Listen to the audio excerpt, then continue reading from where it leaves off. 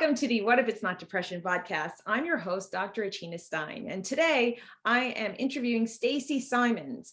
Some of my patients know Stacy because I have referred them to her to do breath work as well as energy healing. We both got to know each other through training that we took together as the first class of Cheryl Stelt. And I've interviewed Cheryl Stelt a couple times on this podcast as well. And we are now Azarias Energy Healers. And she is doing this as part of her regular practice and taking clients, and has taken clients for the Azarias Energy Healing, as well as helping people learn how to breathe.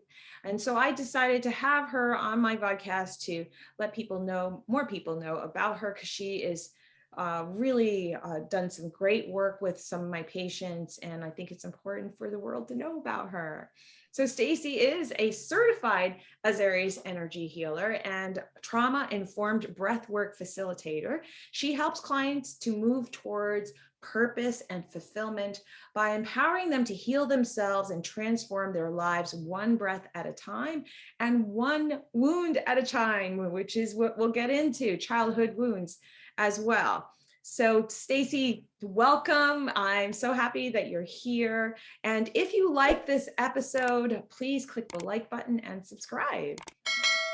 So Stacy, I am really curious, because I don't think we've actually gotten into this ourselves, about, what even brought you into breath work. And I know eventually you became, an energy healer, but tell us about, how you even started with the breath work and what it did for you. Sure.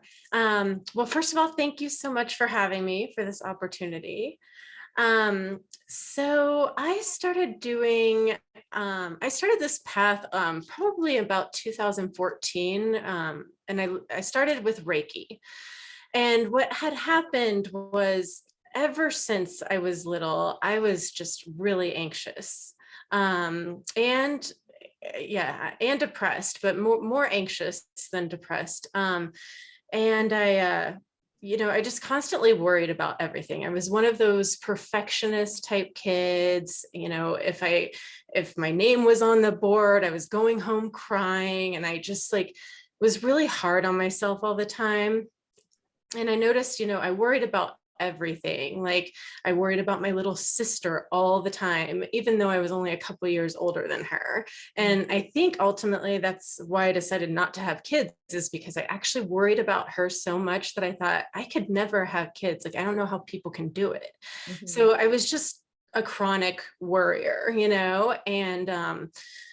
and like I said, depressed, I was really hard on myself and things like that. And so those things, that was as a kid. So that stayed with me throughout my teenage years, and actually got worse. I experienced panic attacks, and I saw a psychologist for a while, and they wanted to give me medication, as they often do, but I really didn't want to take medicine if I didn't feel that I needed to. So I wanted to look into other ways first before I went down that route. And so actually it was meditation. I, read a bunch of books about meditation, and started doing meditation quite often, trying to do it daily. And it did have a lot of great effects. I mean, I love meditation. I do to this day still meditate. But it took a long time to see the impacts with the meditation, because I was such a worrier and always in my head. And I think that's what a lot of people experience when they try to meditate, is that, they can't get really deep with it because they're constantly thinking and stuff. Right. Yeah. So after that, it's kind of just been this continuous path, because I did see the meditation working, and I noticed, I was becoming more patient and calmer and stuff, but it took years to get there. And so I tried energy healing. I started doing Reiki. I really liked that. And then it just kind of naturally one thing led to the other, right? And then I was introduced to breathwork during 2020, when everybody was stuck at home. Went out on a meetup group, was looking for different things to try, new classes, and took a breathwork session, fell in love with it from the moment I did it. I knew it was going to transform me. Mm. And I just had to like dive in deeper and go, learn it so that I could just live and breathe it myself and, really experience all the benefits to it. And then also help share it with others, Yeah. Excellent. Excellent. Yeah. Yeah. And from what I understand, that it really helped to control your panic attacks, or even to like cured it, right? Yeah. Yeah, I mean, the breath work has been so beneficial. It's only been a couple of years and I feel like I'm a completely different person. So I saw a lot more benefits from it a lot quicker than I did with the meditation. And I think that's what most people experience. That's why breath work is so powerful. So many of us are always in our heads. And when we start focusing on the breath, we can get out of our head and get deeper, and we can actually experience a lot of the things that we'd experience with meditation, but we just can't get there, So yeah. Absolutely. Absolutely. Yeah. I think people don't realize that there's all different kinds of meditations out there. And some are more beneficial than others based on the problem that you're trying to solve.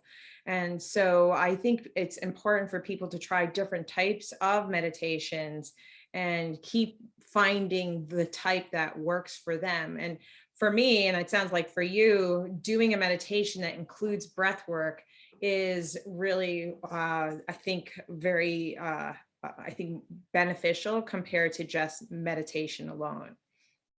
Yes, exactly. I'm glad you brought that up. Right before I had tried the breath work, I was trying a new type of meditation, and it was very much focused on breathing while meditating. And I noticed, oh my gosh, this is really getting things deeper. I just noticed the benefits so much more with that. And so when I saw breath work offered online, that's why I think I was attracted to it, because I knew, wow, the breath piece makes the meditation so much more powerful. Right, right. And Yeah. then becoming an Azarias Energy Healer takes it to yet another level, which we'll talk about soon. So let's just start from the beginning, because I would really love for you to first dive into just what exactly is the difference between like the breathing part that you did in the meditation prior to learning the breath work, right? How is that different from breath work? And in what way did it help you? So that would be really great if you can even start with the differences of the different kinds of breathing and breath work. Yeah. Well, any kind of conscious breathing is beneficial. Okay. So like when we're doing the breath work and the meditation, it's just basically long, deep breaths, and we're consciously breathing and we're focused on it. And so that helps us get out of our minds and then into our subconscious, and then things can start really happening in our body and transforming us. Mm-hmm. When you do the breath work, there's a lot of types of breath work out there. Okay. So, like you said, with meditation, it's all depending on what you're looking for. Wim Hof does breath work, and it's for like mentally being able to get through things, like mentally toughening up, Mm-hmm. And then there's breath work, like Lamaze is breath work, and that's for pain management, so there's all different kinds of breath work out there. And the one that I was trained in is called it's transformational. Okay. It's called meditative breath work. Okay. And it's to transform you over time, and really release what's not serving you, and just come back to like your soul and stuff. So the techniques used, there's a whole bunch of different breath patterns that we can use, but basically with the transformational breath work, it's very relaxing. It's not this type of like real deep breaths and long holds and stuff like that. That kind of breath work is beneficial for other things, but this is very relaxing. You'd be lying down, and we breathe for at least 8 minutes is really what the key is, because they say it takes about 8 minutes for people people to unlatch the mind and go deeper. And again, once we get past the mind, then our body like knows what to do, and it just starts healing us. And I know that sounds, you just have to trust the process, because really a lot of times our mind gets in the way. It's, we think we know what the problem is, and we think we know, and we try to think through everything, and that only gets us so far. So we really need to like let the mind relax and let the body do the healing. And so that's what happens in this transformational breath work. Right, right. Yeah, the thinking can get us so far, but it can also become a barrier as well. Overthinking things can absolutely prevent you from even connecting to your body, and overthinking things can cause you to even leave your body because you get so overwhelmed. So I think for me, the most important thing is to connect to your body. And one of the things that happens is that the reason people don't breathe sometimes when they're very anxious and panicky, even, that they stop breathing, right? They stop breathing, they hold their breath. And when we hold our breath, it's preventing our minds from feeling certain feelings that might actually cause us to become overwhelmed and not be able to handle. So holding the breath prevents us from feeling certain feelings. But when you're able to breathe, you're actually giving your body and your mind the space to allow for those feelings to be there, and breathing through it instead of holding your breath or breathing away from it, so to speak, right? Yes. Thinking away from it. Yeah. Absolutely. Yes. That we have, like, our bodies are made of energy, right? And we're energetic beings.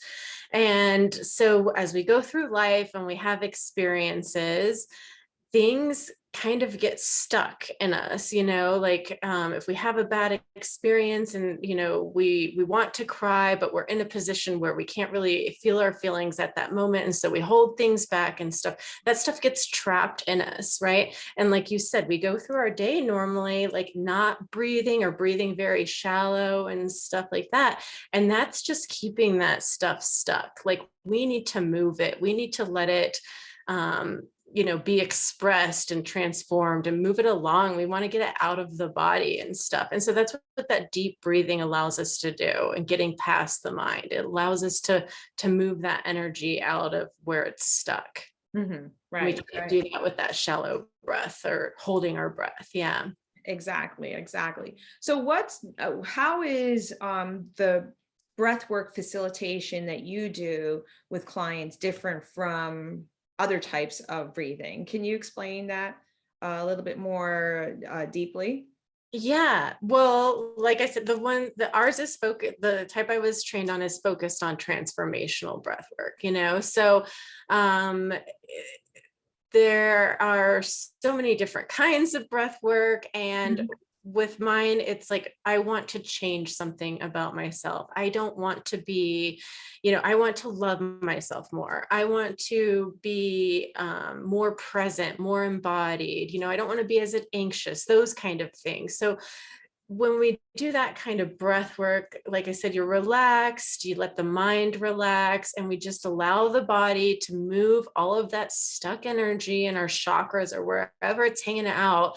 And then layer by layer kind of comes off with each session, right? It's like, it's not going to like transform you that day. You're not going to walk out and be a different person. It's like anything else. You have to continue to practice it. It's like a workout, so you do the breath work, and then you start feeling better. And then if you keep up with it, you feel better and better. And I mean, I can attest, like, if you stick with it, it will change you, and it's a lot of it is about intention too. Like, when you go into breath work, this transformational practice, you really need to have an intention, like on what it is that you're wanting to, let go of or call more of in, or that kind of thing. So that's what, I offer. And like I said, there's just so many different types, and they're very specific to whatever. I mean, breathwork can do so much for us, but We also were trained in integrative breathwork, which is just short breathwork, like a couple of minutes that you do throughout your day, which is like a good practice when, you get upset with someone, or, you feel emotional or something, and just to step away and to take like some deep breaths and to do a pattern for a couple of minutes will completely change like your energy and how you're feeling. Yeah, I think that's really helpful as well, because sometimes people aren't able to find the time to be able to do a practice on a daily basis. But if they can at least, do some breath work in the moment at specific times when they, like you said, they're being faced with something that they have to deal with, instead of holding their breath to breathe Mhm. through it. And you can do that really in a what's the word that I'm searching for, in a way that other people aren't noticing that you're doing breath work. Yeah. Right, you can do it in a way that like people don't even see that you're doing it. So Yeah. yeah. So I know then you also then became, after this, you became an Azarias Energy Healer. And what was it that was missing in the breathwork piece that attracted you to do this training with Cheryl Stelt? Yeah. Well, I think so. They're very similar, in what they do. It's energy healing, both of them. But with the breath work, I like the breath work because it kind of empowers people. Like, this is something you can take home for yourself and do on your own. I mean, this is a new tool that if you use it in your daily life, you will see changes. So I love that. Sometimes I think that people, I think it's I think the Azarias energy healing is taking it to a little bit of a deeper level. Okay. So with the breath work, you can heal yourself. With the Azarias energy, you have someone that's helping you, that's assisting you heal. Okay. And I like that because I think it can take things deeper. Like, I think people could get there with the breath work, but it might take some more time. Whereas if you're calling in, like with the energy healing, what you're doing is you're using God, source, the universe, whatever you want to call it, to come through you and to help that person heal based on what their intention is. And I just see that goes a little deeper, and we can really get to the root of the problem because it's more interactive. So once I, again, they start with their intention, and once I look into their energy field and see like what's stuck and where that's coming up, we can start talking about it. Mhm. And they might have memories or things that come up, and I kind of guide them to like go into those memories and to feel what they felt at the time and that kind of thing. And that what that does is it gets so much deeper, because when you can actually feel what's stuck, that helps it move even faster. So feeling your emotions may come up in breath work. Sometimes it does, often, but in Azarias, it's like, yeah, we can dive down to really what the root of the problem is quicker. So Mhm. that's why I like to combine them both, yeah. Yeah, so it's I that's why I've loved referring people to Cheryl, and I call her my childhood wound healer. And Mhm. it's great to also have you to be able to do the same kind of work along with the breathwork facilitation. So it's like a 2-for-1 kind of thing with you. And I find that people who have been in psychotherapy for years tend to uh, have certain issues that come up over and over and over again that don't get resolved because it's stuck in their bodies, and it's stuck because of the emotion that's attached to it, or it's an unresolved type of conflict. And they understand it, they know that it's there, they talk about it and talk about it and talk about it, and it still rules their life in some way, because it prevents them from making certain decisions that might be right for them, or it might show up as a barrier for them getting what they want in their life. And so it's really important to dive down into that and really take it apart and parse it out and work through the emotion, not just all the thoughts and talk about it, right? Mhm. So I find that it's really helpful in diving down into the emotions about it, and it works. It works. People have definitely noticed a big shift in their lives as a result of this work. And I've seen it with Cheryl's, working with some of my patients, and also now there have been definitely shifts in people. And you mentioned that it takes time. Absolutely, it does take time with many of your clients, but you've also made a difference in the very first session too.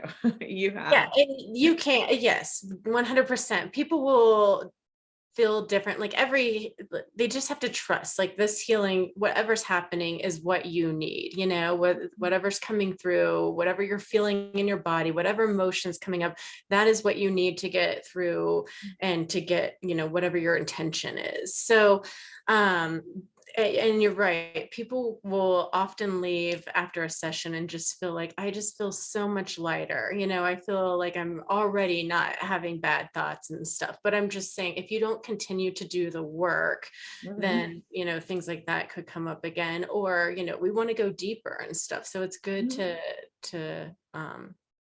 to stick with it. Yeah. Right. Yeah, the body is wise, Mhm. and the mind is too. And the mind knows how much you can handle, and so it will only present what you're able to handle. And so there's other types of uh, activities or techniques or tools that people can use, like emotional freedom technique and EMDR. But I find that the EMDR is something that sometimes opens up a Pandora's box that people cannot handle, especially if you're working with a green therapist that's just learning it and using it. But EFT is something that can hit those meridians. You're hitting meridians in a different way. The chakras are part of the meridian system. Acupuncture is part of them, has a whole meridian system that we're working with. And so EFT is tapping on certain meridians. And we've talked about that. And I've talked about that in other episodes, but it's the same system that we're tapping into, this energy system that's been there and where energy does get trapped. And so using the breath to move energy out of these places where trauma does get trapped is really, really important. It's learning these tools. And there's lots of tools, and you're presenting two of them, which is great. Yeah. Yeah, exactly. And yeah, just like you said, with the breath work, like I find that the breath work, you use that in the energy healing as well. We have our clients take long, deep breaths because again, we need to get them out of our heads and into their subconscious. So, if people don't have a good foundation with breathing, then I like to offer more breath work. So, every client can be different, but someone I might say, let's do at least half the classes breath work and then the other half until they find a good foundation, and then some people like the energy healing more and we just do 5 or 10 minutes in the beginning. So I kind of cater to whatever based on what they want, but also based on what I think that they need, to kind of break down whatever's keeping them so rigid and stuff. Let's let that go. Let's get rid of that. And sometimes it's like, let's do more breath work and get that layer off. And then we can really dive into the energy healing Right. and feel those emotions. Yeah. So I'm sure you've encountered this because I have. So, and this is what you do. Is sometimes people really have trouble doing deep breaths, or even just breathing a regular breath. Like they've been shallow breathers for so long that taking a deep breath is very hard for them. So it must be very hard to get them to that point where you're even doing the energy healing, right? So just getting them to breathe on a regular basis is hard. And so I'm sure some people don't even realize and I've seen that some people walk around with their with their abdomens sucked in, right? And not, no, like they're all just breathing up here and not doing any belly breaths. And it can be extremely uncomfortable for some people because they've been stuck that way for so long. And just by moving, learning how to do normal breathing is a step in the right direction. So yeah, everyone's in a different place, and for a variety of reasons why they're stuck in those places. So yeah. Yeah. Yeah. And I felt like I was a shallow breather from the chest. So I think that's why when I did my first breath work, it was like, this is so big. Like I just knew like this is going to make a huge difference for me. And it's just practicing, once you do it. And I don't sit here and do it all day or anything by any means, but you just do it now and then, or a couple minutes a day or something. And you start learning to use your belly more, and you start learning to breathe through your nose, Mm-hmm. Yeah. And you can actually notice it in their serum CO2. There is in the electrolytes of your blood work. You can get the sodium, the chloride, the potassium, and the carbon dioxide it level in your bloodstream, and you can actually shift it from, let's say, 19 to 20, 22, 23, 24, 26, which is where you want it to be. And when people start doing breath work, you could actually shift it in the bloodstream. So it's really important to make that shift, and the system just calms right down with the whole system.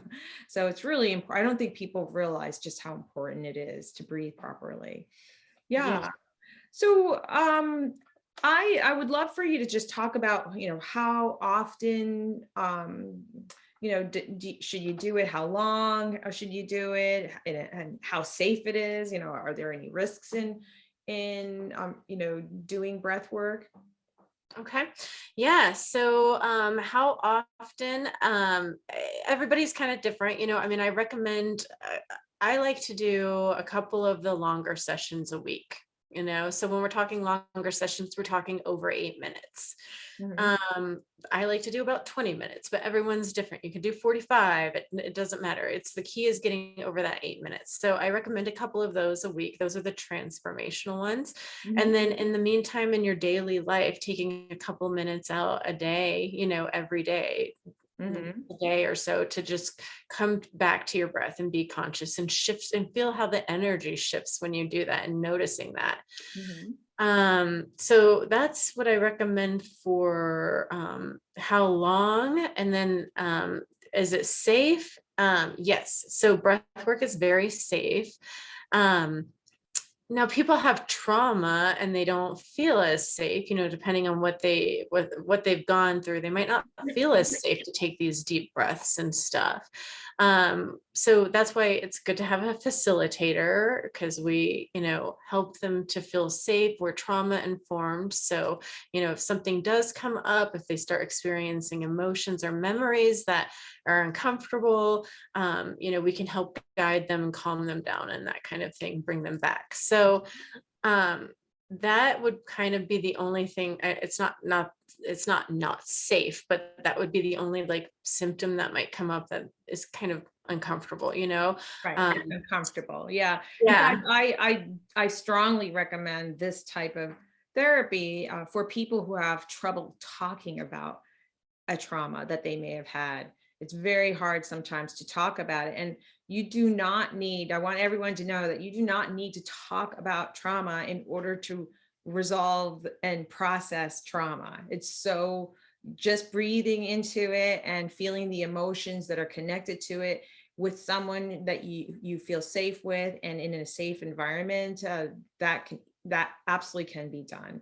And it's so wonderful for those people who have really a lot of trouble talking about it. Yeah. And you're right. We don't even have to really know anything about it. We just have to breathe and the body will start fixing it. We don't have to think through it. Like, why is this happening? Or what's this about? And, a lot of times we want like explanations for everything, but we don't need them. Like, the body will heal on its own. So, yeah, so other things can come up. We can feel, like I said, emotions, and you can feel stuff in your body that, like sharp pains. I've gotten sharp pains in my shoulder out of nowhere during breath work, or people will get cramps or something like that. If anything like that comes up, I always tell them in the beginning, you just come back to your natural breath. Mhm. And it takes about a minute, 30 seconds or a minute before that pain will go away. But once you come back to your natural breath, it will go away, So yeah, I leave it up to them. I mean, of course, when we breathe through it, that's going to help that energy move. We want to get to the other side. So we want to try to do that. But if at any time they are experiencing something that they're not comfortable with, they can always come back to their breath. Mhm. Absolutely. Yeah. Speaking of, there's other types of sensations that people can have. They can have temperature changes in their body. Their hands and feet could get really cold or really hot. You might have some numbness and tingling in your face. And so and all of that passes. All of that passes. It's just there for a reason. There's something happening, but it's all happening for some positive transformation. It's all part of it. Yeah. Yep. One question that I have people ask me, and I've always had a hard time explaining this to people. Is like, well, how is she able to do this through the Zoom call, right? Because you're doing this all through Zoom. If anyone knows anything about Reiki, their experience has always been in person with someone meeting with them, physically meeting with them, but a lot can be done on Zoom, and sometimes people don't understand that. And I know you and I were talking a little bit about how to explain that to people, and my explanation sort of has been that if you were to watch a movie that was particularly emotional, that might bring up emotions or memories that move you, and you might even take away from that movie, and it's just a movie. It's not a real person, that you're actually physically interacting with, that can actually move you to the degree that you learn something from it. It shifts you in some way energetically, and it might bring up memories. It might even cause chills come through you. You might even start crying in a movie, or like, oh, like I know I'm one of those people in movies. I get startled and I might yell out. Everyone makes fun of me for that, but it just shows just how influential even a movie can be in terms of shifting energy. But this is in real time with a real person on a Zoom call. And it's that kind of thing, that kind of shift, but certainly gentler, because it's a back and forth conversation, and with breath work and meditation. So it's definitely a movement of energy. And sometimes people can feel a change in energy when a person walks in the room, or you might walk into a room and it's like, ooh, something's not right. We're all energetic beings. Our hearts are, have electrical patterns. Our brain has electrical patterns, and we have this aura around us that pulses energy. And that's how we connect. We're all connected in that way because of the energy. And so people find that a little hard to believe, but hey, look at the energy where we're able to open a garage door with a remote, and our TVs with a remote, and there's satellite pings, right? All of that is related to energy. So we as humans are connected. And I know Cheryl always says we're all one, we're all connected. And I really believe that. And that's why we can create shifts within each other through this work.